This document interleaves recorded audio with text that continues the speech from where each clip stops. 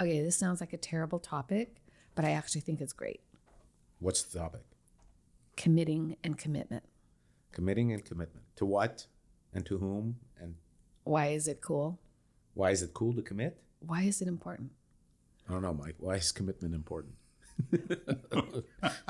Well, let me start. wise Mike. I think commitment, it depends on where you're talking about it, but like in relationships, it's the basis of trust. So, Yeah. Well, so there's personal commitment, there's work commitment, there's marriage commitment, family commitment, friend commitment. There's all levels of commitment. Do we want to talk about personal or professional? Well, I think we're talking about professional, right? I think I think that they're intertwined. They are. They are. So I'll give you a personal example and then how it plays out professionally. So as you know, I'm divorced as of 26 years ago. 26 years ago. Oh my God. Oh my gosh. Can you believe that? And I thought when you get married, you just stay married. So we had troubles for 5 years before we actually divorced. Serious trouble. And I refused to undo that commitment until, I should have gotten divorced 5 years before. I shouldn't have done that. It really kind of did some damage to stay out of pure commitment. That's how strongly I believe in commitment. Okay. I should have left, but I didn't. I had children, so there's reasons for that. So if you take it to my professional life, as you know, before about last year, I used to speak around the country constantly. And then I stopped. I was able to stop during COVID and just do it remotely. And after that, I said, well, I have grandchildren now, and I'm not going to continue to do that. There was 1 year, and this is not an aberration, but this is the worst thing that happened. I had pneumonia. Mm-hmm. I didn't know it at first. Then it was diagnosed. I knew it at the time. And I had a speaking engagement in Atlanta. And I went to it. Oh boy. What happened? I went to it. I looked like hell. And I gave a really great speech to a very big crowd because this is when Colossus was first. It was an insurance evaluation software program. And so I was really kind of giving talks because I did a lot of insurance bad faith about what it was, how it worked. So it was a very large crowd to hear that. And as I did back in those days, I would go, I would give it, spend one night, and then come home. And that's exactly what I did. And I can remember being on that plane, like practically hallucinating, thinking, why can't I just cancel things? Yeah. Why do I always take things so strong? When I taught law school for 7 years with Bill Bailey, and I was in there after trial. I did not take off because I was in trial. I went in there after trial. It didn't start until like 5 or 5:30, so I could always make it. That's crazy. So that is my credo, and it's just something that I've always had. When we took our personality tests here in the office for our coaching, my number one was strategic, my number two was responsibility.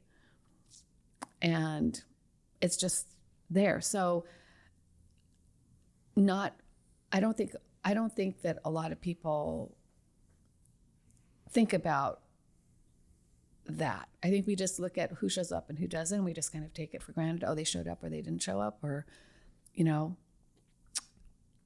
so many times I'd be at an AAJ conference, for example, and there would be a pitch hitter because the person couldn't make it for some particular reason or not. Normally not trial. Trial, you always understand that reason.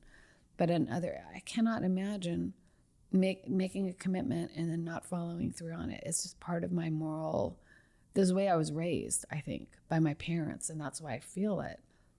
Even when it's totally stupid, that I would stay. So that's how I wanted to start it. Okay,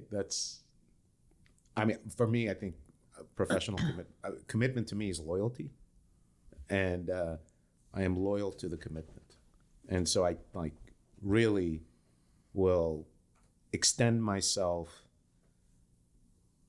and sometimes I think to my own detriment. That's what I'm going to talk about more. Is like, this is not a self-righteous episode. No, like, it's not. Commitment's good, and commitments should be kept. I think we can all agree with that. Oh yeah. But I take it too far sometimes. I just gave you 2 examples. Too many commitments is what you were doing. Like that's the thing is And there's you're committing too much of your time to your Mike, you're commitments. so dang wise. But that is so true. Like when I was president of WSAJ, I went to every committee meeting. I went to every single roundtable around the state at least once. I had so many miles on my car because there was no such thing as Zoom. I wanted to know every single thing. It was like a full-time job. I've spent at least 30 or 40 hours a week, plus there's initiatives. Anything I do, even at the office, I tend to overcommit. So there's good sides to it. I get a lot of stuff done. The organizations that I work with are happy about that. But there's a lot of bad parts to it. And so that's what I want to focus on is we all agree it's good to keep your commitment whenever possible. This is not a moral high ground issue. No. But what happens when you are keeping it over all else? Well, that's the thing. When you're talking about professional commitments, or any for that matter. I mean, for me, it was I don't do it as much anymore. Like I still keep my commitments, but I don't give myself out as much anymore. Well, you've given us some of those stories, like when your band that's learned what I that was they didn't gonna have go a to. gig, and then you didn't get paid. You're the one that arranged for every single person to get back, and you did it Yeah. without getting paid. It wasn't just that. When I worked in Seattle, I had a daytime job, but then I would work for bands at nighttime. So I was either working for the clubs or for individual bands. And so, like from age 20 to age, I don't know, 40, I was regularly working times where I would work, a 40-hour week. And then every night I would work from 6 to 2:30 or 3 a.m. and then go to sleep. Then have to go unload all the gear and stuff and get home at about 5 and sleep for a few hours and go to work. Unhealthy. And I did that for a long time. How long? And I think I did that for like 5 years. And then I started working with touring bands, which is when you get into what you were talking about, where, you're going from one show to the next show. I'm getting like 2-3 hours of sleep at a time, and then maybe an hour of sleep at another time per day, where then the rest of the time, literally, I'm either working or we're on the road where I'm trying to get stuff done before we get to the next show.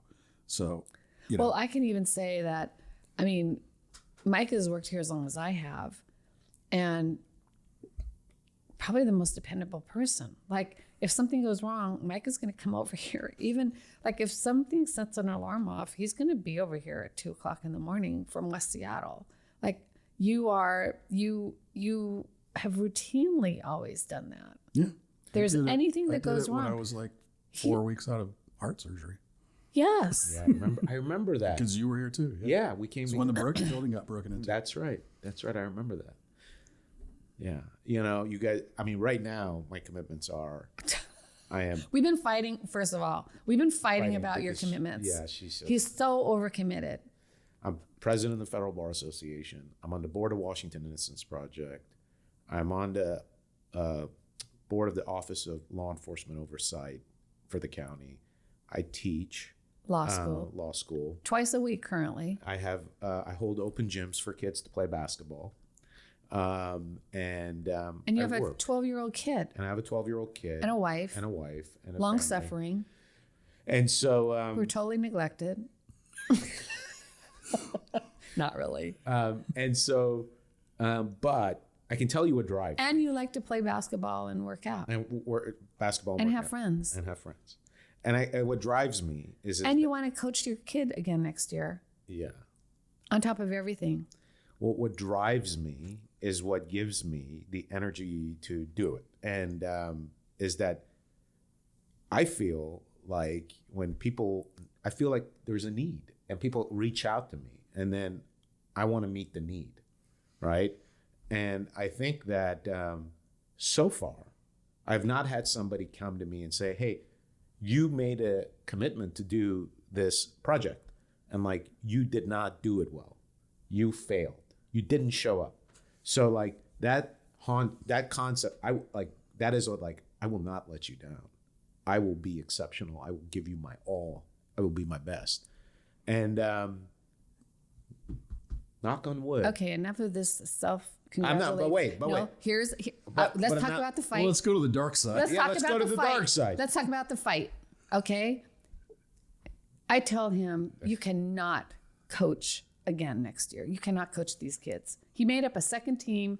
And I mean, not only did he coach them, he had like the dinners afterwards, and he would take them on adventures and all of this stuff, right? I said, no. He goes, you're right. I'm not going to do it. And then 2 weeks later, he goes, yeah, no, I'm going to do it. And then I said, then, okay, so what's going to give? Well, nothing's going to give. I can do it. I mean. But okay. So when I said, it? can I talk about like, I said to you, I'm not going to do it. And what like triggered me to want to do it? The kids. Nope. But you got to, I mean, I'm just telling you, the kids came to me and said, and they said, Mo? They said, that was best experience. Mo, you got and such you know, Mo. you're just like thinking, well, just thinking like, if yeah. Okay, Mike. Yeah. And Karen, admit it.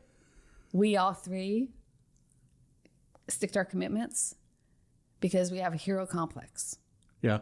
We believe that we must do it. I believe it's my job. We must do it. Yeah. We owe it to them, and we're going to do it. It's a hero complex. Admit it. Just say it. You haven't admitted it. Yeah, it is a hero complex. I admit it. No, not it. I have a hero complex.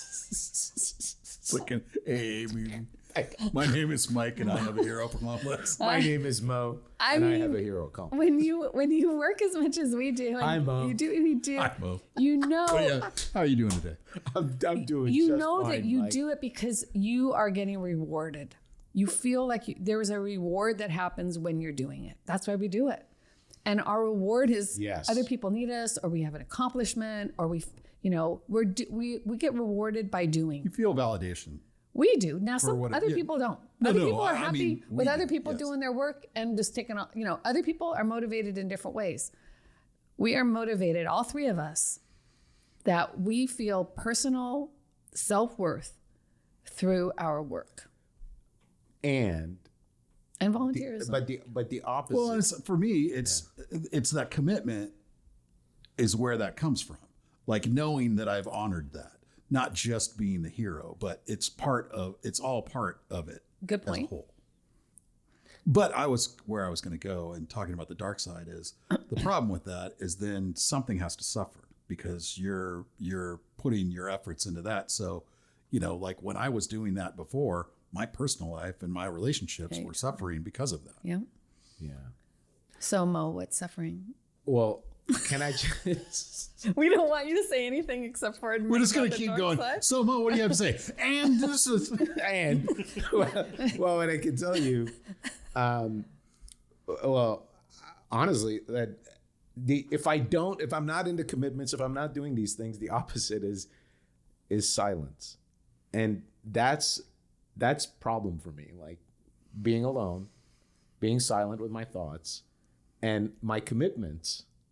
I mean, I'm just telling you what. You haven't written poetry in months. Yeah, that's what I was going to ask. Like what you were just saying there, I was like, so you don't like silence. Where's your writing come from? Well, the writing is the voice in my head speaking. Filling the silence? Filling the silence. Okay. But like just pure silence is not a good place for me. There's no such thing.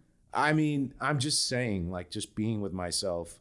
I mean, it is a. You're asking me about like what's suffering. What's suffering is that I'm avoiding sometimes suffering by being involved in commitments. When I overextend myself, then yes, I don't have more time to commit to my family, because if I wasn't teaching, I would be home. having a meal with my family. Okay, so yes, that's suffering. So everything that's suffering is your personal life suffering. So basically what you told us is that your personal life suffers because of your desire to fulfill commitments to other people. I think that's fair. All right. So what are we going to do about this? It's too late for me. I'm too old. Wait. I'm a lost cause. Because you're not going to change. I can't change. But I got to change. So. You're 20 years younger than me. Well, I can cut down my hours to, your regular 40-hour weeks at work. How many things did you say that you were involved with?